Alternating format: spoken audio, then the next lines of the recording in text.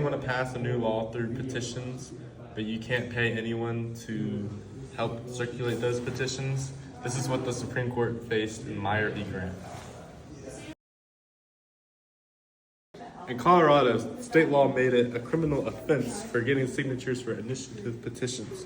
In other words, volunteer work was allowed, but paying people was not.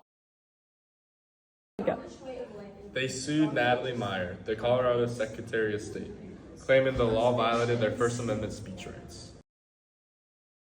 The state said the law prevented fraud.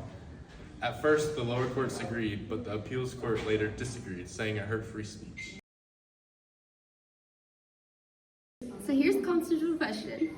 Does banning paid petition workers violate free speech under the First Amendment? The court had to decide if gathering petition signatures count as important political speech. Go.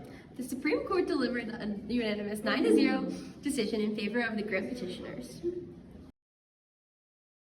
Justice Stevens wrote the opinion. The court said that collecting petition signatures is important political speech because it's talking about voters and pushing for change. The Colorado law made it too hard by only allowing unpaid volunteers. The state's reasons, like stopping fraud, weren't enough to justify the ban. The decision was unanimous, so there were no disagreements. Grant explained that when you gather signatures, you stop people, explain the issue, and then try to persuade them to sign. Here are some key details from the case.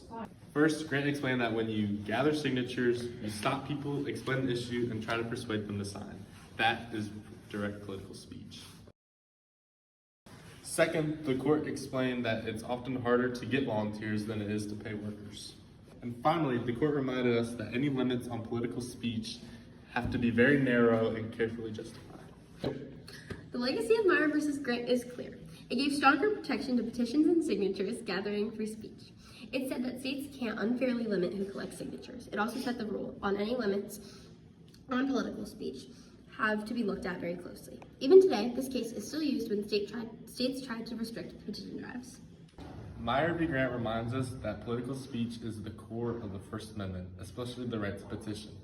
Laws that try to limit how people speak or gather must be judged very carefully because in democracy, every voice matters.